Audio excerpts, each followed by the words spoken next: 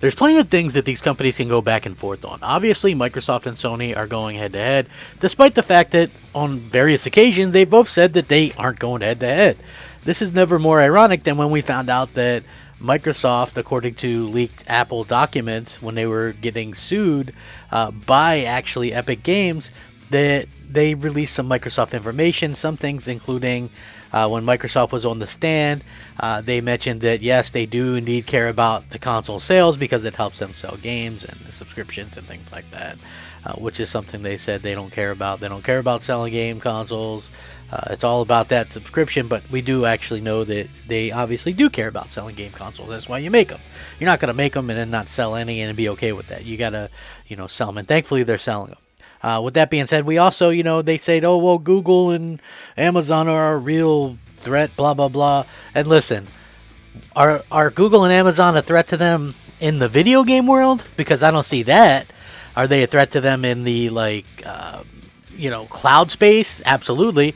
But I don't think the two have to necessarily coincide. With that being said, this is very interesting to see Phil go out and talk about this. And, obviously it's, I guess, a boon or a feather in the cap to them because it's like, I guess, flattery when people kind of copy you or whatever. But he gave a direct response, which I thought was very interesting, and I kind of wanted to get into because I like this type of topics. It's console wars. It's the head honcho talking. What more could you ask for as far as I'm concerned? But yeah, it's going to be a good video. I'm excited. You're excited. We're all excited. What's up, everybody? I'm the Crap Gamer, and of course, this is Crap Gamer Reviews, your home for gaming news, opinions, reviews, and oh, so much more. You'll probably notice some changes around here, and hopefully that doesn't stop you from giving us a like, and possibly maybe even consider subscribing if you haven't already done so. Thank you so much for choosing to spend some of your free time with me today. It really does mean a lot. You guys are amazing. God bless, all that kind of good stuff. You guys have been really cool. I've really enjoyed the reaching out and stuff like that you guys have done. It's been a really good time.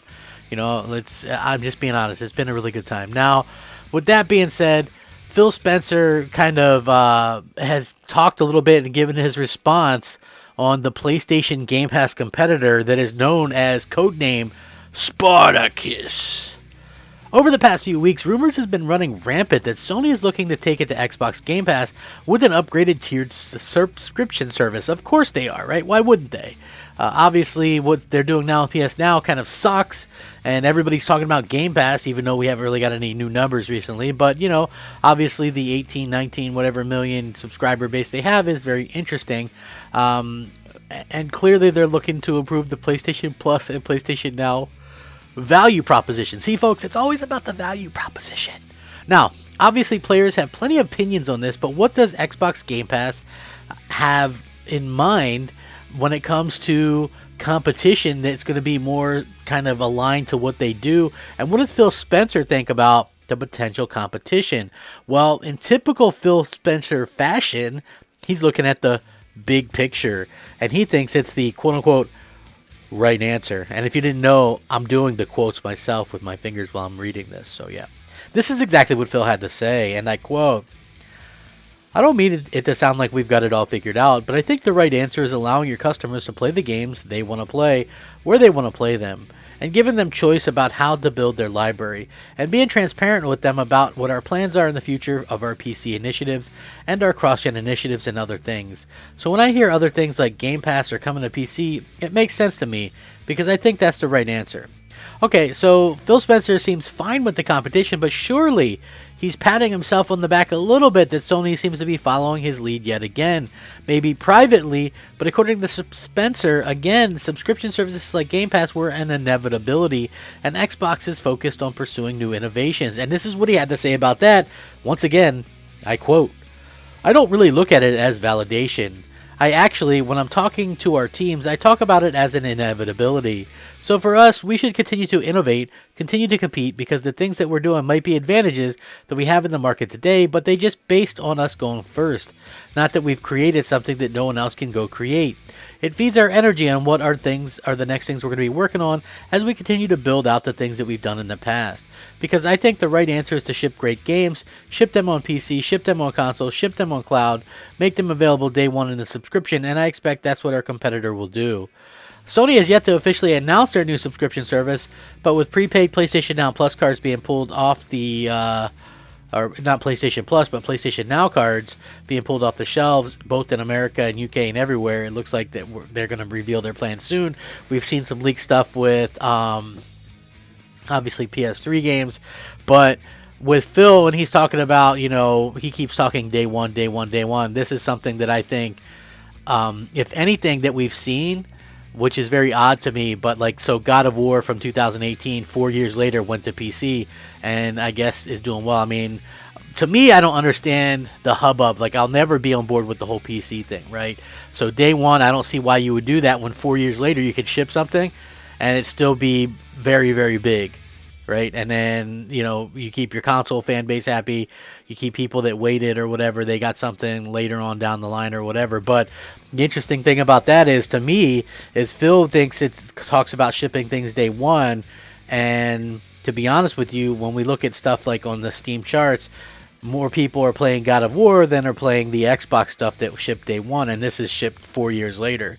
So I feel like maybe there's a little bit of some caveats there or something, but yeah, I do feel like it's a little bit different circumstances, and if anything, it really backs Sony's idea that they can saturate these games on the console and then ship them on PC and do just fine. And I like that aspect of it, because I personally, as a console gamer, think that that's the right thing to do. I mean, I couldn't care less about the cloud stuff because I don't feel like anybody cares about that. But when it comes to having consoles and when it comes to having that, I think that it is important.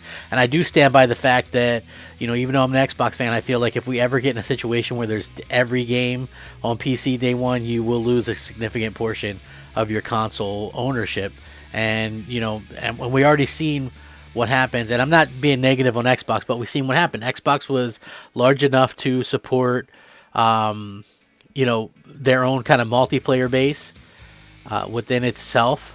You didn't have to play against PC or anything else. You could always find matches on games. Now that they do the day and date stuff, a lot of games you can't find matches for, or you're forced to play against PC gamers. And that was the thing that I was kind of rising up against to begin with back in the day. And, a lot of people just, typical called me fearmonger and all this kind of stuff, it's really unfortunate, because I never looked at myself as a fearmonger.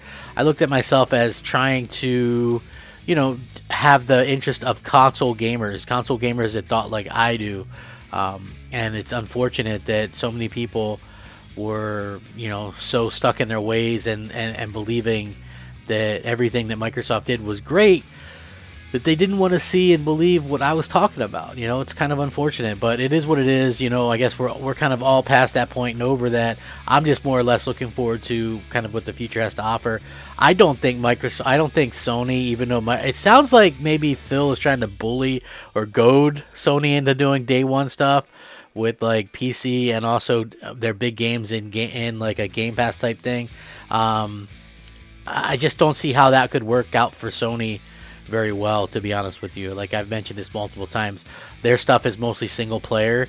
Like, could you imagine, somebody would just pay, I mean, I'm not saying I would do that, but you can imagine people would pay for 1 month every time a big game comes out. Okay, so Horizon Forbidden West coming out in February, pay your, $10 or $15 for that month, play the game instead of paying your $70, and then don't re-up until months later when God of War comes out or something like that, right?